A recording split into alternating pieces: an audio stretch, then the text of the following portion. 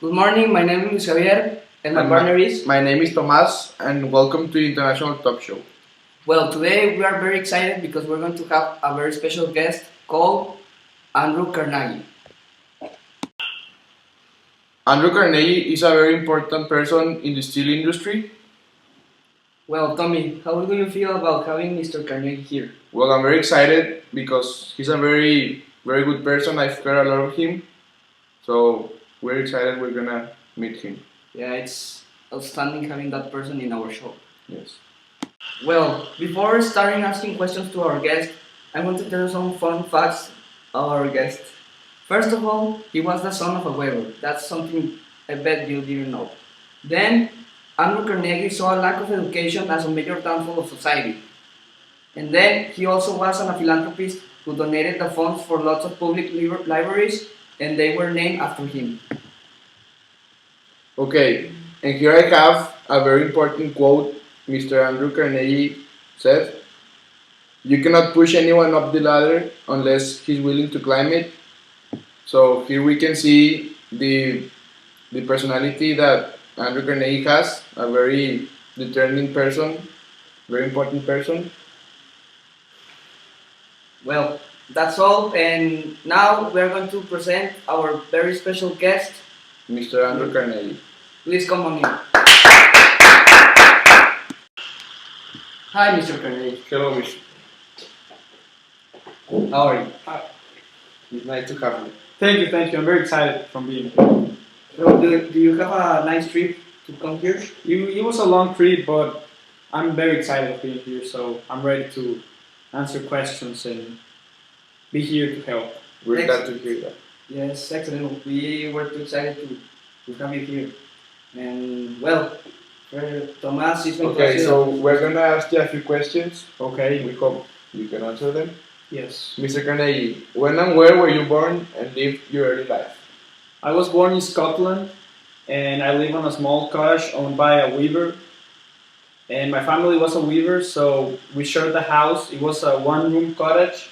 We shared it with the family, and it was a pretty small place to live in. So then my father and my family, we changed to a bigger house because the work of my father benefited from the location. So I lived most of my life on a small house in Scotland, of my early life. No, that's interesting. And why did your father decide to move to the United States? And what did you do when you first arrived? My father thought it was better for opportunities in the United States since we lived in a really poor place in Scotland. So we borrowed, our family borrowed some money so we can move to to Pennsylvania. And well, I took a job when I was 13 to be a bobby boy, which meant changing spools of thread on a cotton mill. And yes, I used to be paid only $1.2 per week, Oh, which yes, that's very low. yes, we So- lived in the poorest place of Pennsylvania. Basically, your life was difficult in those times. It was my father and mother had to work too, so we could eat every day.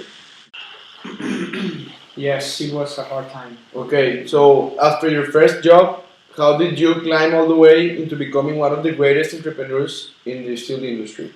Well, like I said, after being a bobbing boy, I took a job on Ohio Telegraph Company that I could translate the message without writing it down. Mm. So that got me promoted to an operator real quick, and That's interesting. I had time to go to operas to deliver messages and everything, and I made a lot of connections back in that business. That's impressive. Yes. Then after that, a great man called Thomas A. Scott introduced me to the railroad business.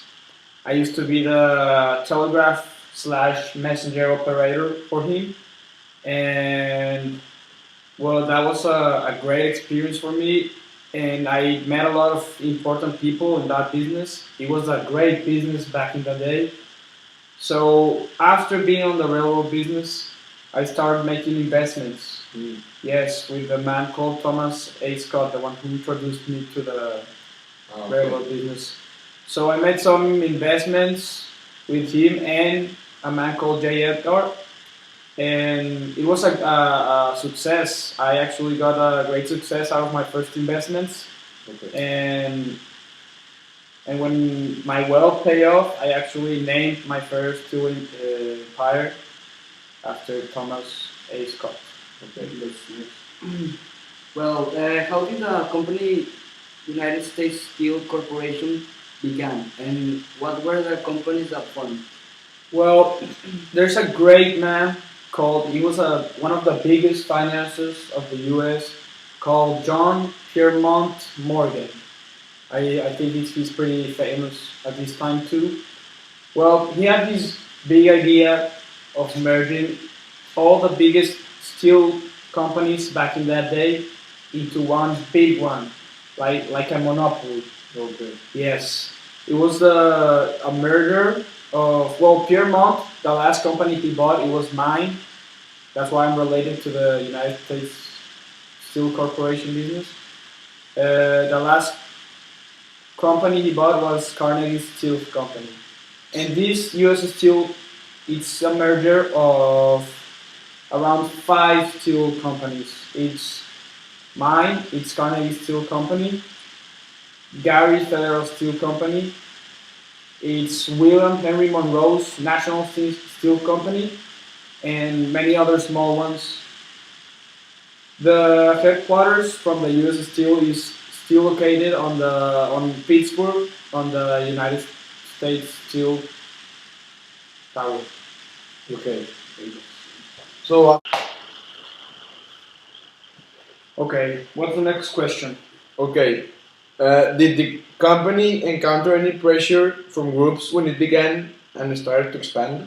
Well, we did have the pressure only from the government and some competition, but the most important one was the government, which it tried to develop antitrust laws, which are competition laws, like that Yes. prevent a monopoly, Yes. which meant to keep the market competition stable.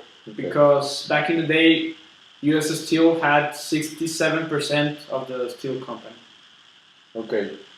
Okay, well, that's amazing. We are amazed with your answers, and we say thank you to you for coming to our show and let these people We're hear. grateful we had you here. So, Well, thank you very much. It was a It was a great pleasure. pleasure being here with it you was a guys. pleasure meeting you. I'm a big fan of the show. Have a great day. Bye, guys. Thank Have you. a nice day.